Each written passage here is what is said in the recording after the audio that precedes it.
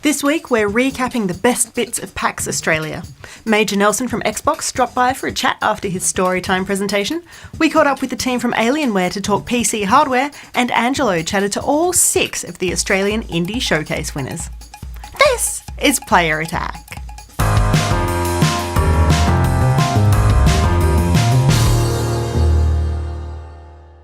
Hi, I'm Jessica Citizen, and this week the big news comes from the far reaches of space. Specifically, No Man's Sky, which has received a massive free update that adds a ton of new content to the game.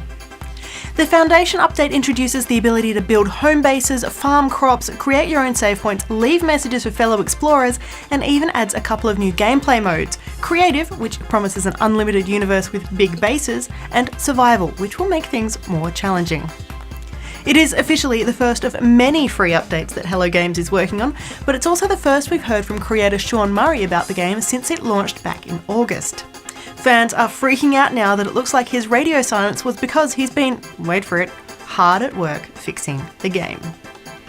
And from one creative mastermind to another, Peter Molyneux is making headlines again, saying that he would love to make Fable 4, but you'd have to get the original team back together, and following the recent closure of Lionhead Studios, that might be easier said than done.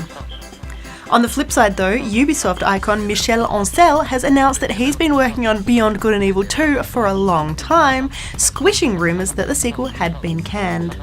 Far from it, he says it's actually in full-scale development, and he is very excited for the possibilities of creating a game to work with the latest consoles. We've received sales figures for 2 very different games this week, and one is a little more surprising than the other. The one we could have predicted, Pokemon Sun and Moon, sold nearly 2 million copies in Japan over the course of just 3 days. The official number of 1,905,107 units includes download cards and the Sun and Moon double pack, but no download-only sales. The game is also responsible for a massive rise in 3DS sales, jumping from 29,000 the previous week to 113,000 as the game was launched. We have heard stellar reviews of the latest Pocket Monsters, so if you haven't yet checked it out, maybe you should get onto that. What's surprising about the next one though isn't actually the total number. Farming Simulator 17 is even more popular than its predecessor, selling more than 1 million copies in its first month, nearly double the sales of the previous game. That's impressive, but what is really surprising? Just 20% of those games were via Steam, meaning that more than 700,000 gamers physically went to a store to buy a boxed copy of Farming Simulator 17. Now though, they are barricaded inside their homes playing just one more harvest. A couple of bits about Street Fighter V now. First up, producer Yoshinori Ono has told Japanese media that Capcom will continue to support the game into the future, hinting at a 5-year plan.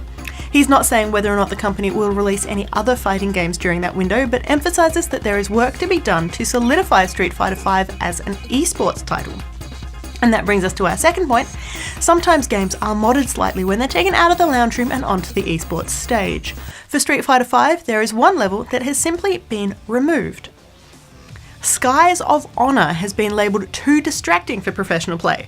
It's set above Dubai on a private plane, which tilts and moves across the sky as you duke it out.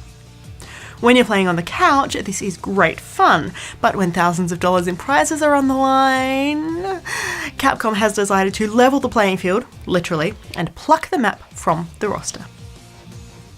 It might be worth firing up Pokemon Go again, even if you haven't visited the professor in a while. There is a new face on the block, hanging out, pretending to be someone else. Yep, Ditto has officially been added to Pokemon Go, so look closely at all of those Pidgeys and Rattatas that are lurking in your neighbourhood. The Mimic Pokemon is also useful in gyms. When training or battling, Ditto will copy the appearance, types and moves of the first Pokemon it sees, and will stay that way through the entire gym battle. Rocket League has also enjoyed a serious update, with the team at Psyonix introducing a custom trainer so you can finally practice your sweet moves. Simply pick a map, choose whether you want to be a striker or goalie, decide on a difficulty level and set about creating your own personalised training regime, working on the skills that most give you trouble. And finally this week, as we edge ever closer to the holiday release of the Assassin's Creed movie, a snippet of video game news. Monster Hunter is being made into a movie with none other than Resident Evil director Paul W.S. Anderson at the helm. Reports suggest that Anderson loves the game and believes that this one will be bigger even than Capcom's horror franchise. He's already penned the script and earmarked a budget of around $50 million. We'll hopefully hear more once Resident Evil The Final Chapter hits cinemas in January. Meanwhile, if you would prefer something a little more bite-sized and Zelda-themed, this stunning new short film explores the origins of Skull Kid from Majora's Mask. Titled Terrible Fate, this is a fan project from Ember Lab Studios, looking at what Skull Kid got up to before meeting Link in the game.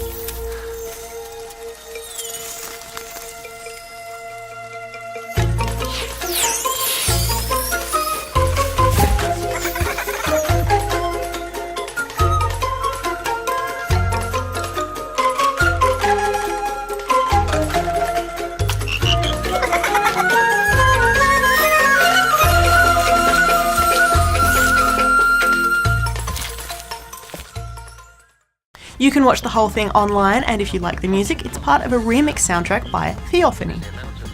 For more information on any of these stories, or to keep up to date with the latest gaming news, head to playerattack.com. But for now, stick around, we've got plenty more still to come.